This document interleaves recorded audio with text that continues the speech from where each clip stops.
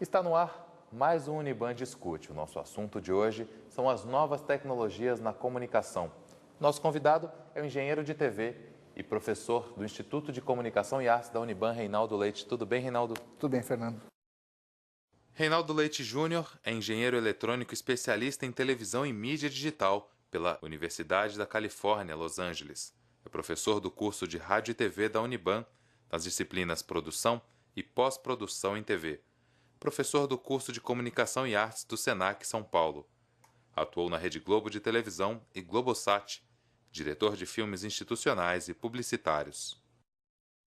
A gente pode começar falando um pouco sobre os celulares, que tem uma grande evolução em um curto espaço de tempo, né? É verdade, os celulares começaram a ser comercializados no começo da década de 90, ainda por um preço, na ocasião, muito salgado, né? Não era uma coisa popular, não era acessível a todas as pessoas.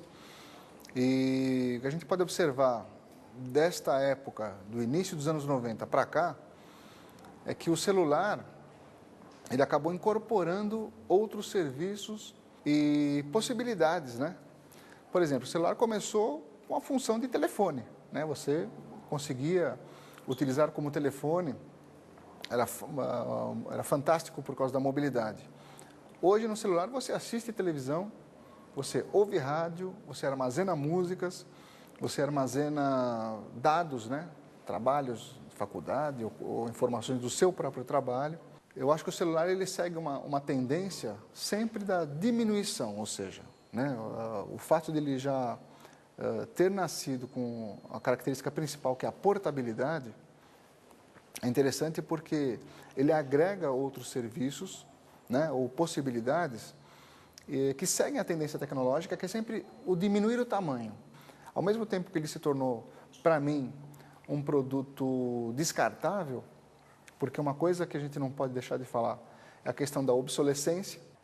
Existem dois aspectos que vão tornar este aparelho obsoleto. Primeiro é a questão social, né? Se você não tem, principalmente para o jovem, né?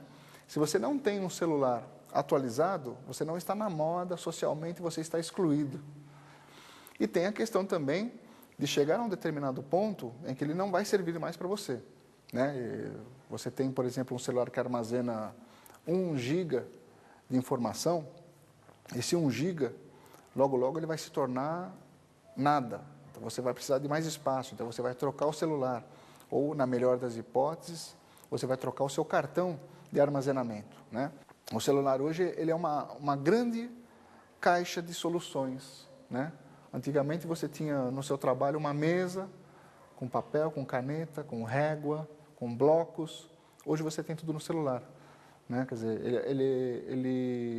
ele coexiste com o computador e praticamente ele tem as mesmas características, né? Claro que a tela é um pouco menor, né? Uma coisa que já limita um pouco o seu uso com relação à velocidade, com relação à praticidade. Eu não acho que o celular é prático para você digitar um texto, né? Por exemplo, apesar de você já ter essa opção.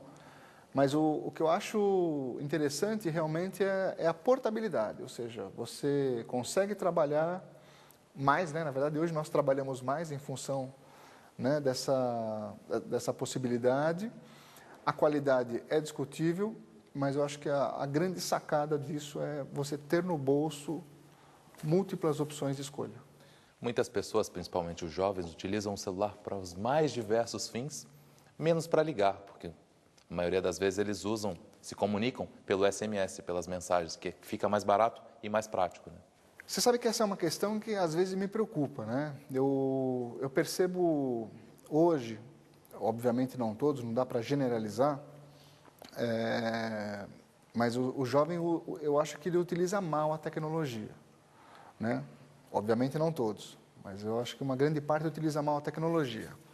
Porque você tem, por exemplo, o celular como uma opção também de você melhorar culturalmente, ou você melhorar como pessoa, né? Eu sempre penso nisso, né? A tecnologia também vem não só para trazer um conforto, mas para que a gente possa evoluir, né? Aproveitar essa possibilidade para poder evoluir dentro de um contexto social, né? Ou seja, você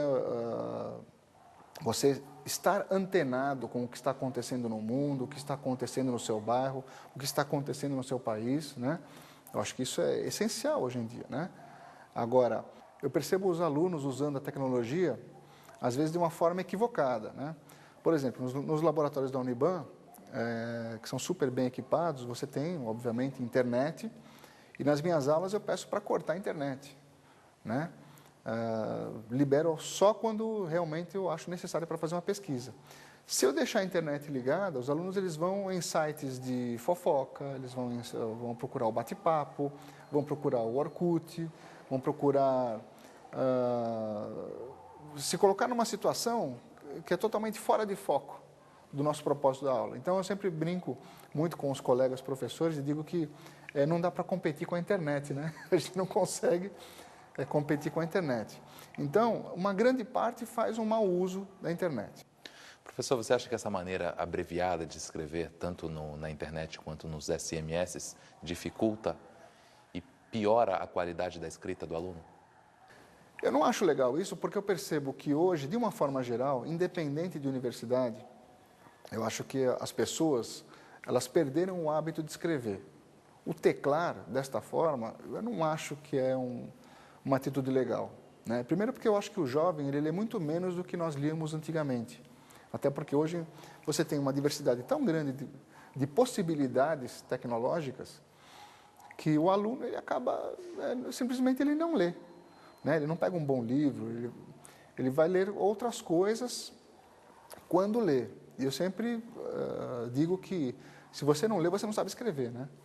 Então eu acho que isso é um demérito, na verdade, né? Ou seja, é uma ferramenta utilizada de mau uso, porque a pressa é tanta. Hoje em dia as pessoas têm uma pressa, né, com tudo, e às vezes eu percebo os alunos correndo com algumas coisas, eu fico olhando, né, eu observo e fico pensando até que ponto é interessante, né, essa velocidade toda, esse estresse todo que nós vivemos no dia a dia, né? Eu acho que é importante fazer muito, você pode fazer muito hoje, mas você tem que ter qualidade de vida, eu acho que a gente não pode esquecer disso. Professor, com essas novas tecnologias criadas para o celular, cria-se também novos postos de trabalho direcionados a essas novas tecnologias, como softwares, games e novos aplicativos. Olha, esse é um lado que eu costumo chamar de o bastidor do que acontece na tecnologia, né? Eu acho super interessante, porque, principalmente porque, além de movimentar a economia, realmente você precisa hoje de um profissional mais qualificado. Então, o que acontece hoje, por exemplo? O profissional, o jovem, ele entra na universidade para fazer um curso, por exemplo, de ciências da computação, né? Ele entra para fazer um curso de ciências da computação, né? Análise de sistemas e cursos correlatos. Só que, na verdade, ele não sabe exatamente em que área ele vai trabalhar. Antigamente, você tinha a opção de que o sonho de quem trabalhava nessa área era ir para a IBM, que era o top, né? Hoje em dia, não. Hoje em dia, você tem o profissional que vai trabalhar web designer, que são você tem uma pleiade de opções nessa área de web, também com conteúdo para o celular, né? A gente não pode esquecer disso. Tem a questão dos games, ou seja, quem que vai desenvolver o game? Quem que vai trabalhar a programação do game? Quem que vai trabalhar a arte visual do game, seria o videografismo, né? Ou seja, você tem tanto o designer, quanto você tem o profissional que vai trabalhar a parte da linguagem também do game, né? Ou seja, para isso você vai precisar de alguém que invente a história do game, né? Ou seja, quais são as opções desse game. E não só isso, a questão da navegação pelo celular também, né? Você tem que ter um pessoal especializado. Tanto é que eu acho super interessante que essa nova geração seja muito antenada, né, nessas possibilidades, ou seja, um pessoal que está plugado realmente nessas possibilidades, porque o mercado de trabalho, ele carece desse tipo de profissional, né? Muitas vezes a pessoa faz, às vezes, um curso, não tem muita certeza do que quer fazer, mas no decorrer do curso, ela consegue perceber para onde vai a sua aptidão, né? É a mesma coisa que acontece em rádio e TV, né? A gente, no curso de rádio e TV, a gente, nesta formação, a pessoa ela tem que estar totalmente ligada à parte tecnológica, né? Porque antigamente você tinha só as profissões normais, ou seja, câmera, iluminador, roteirista. Hoje você tem o videografista, você tem o cara que vai trabalhar com web TV, já é uma outra característica, né?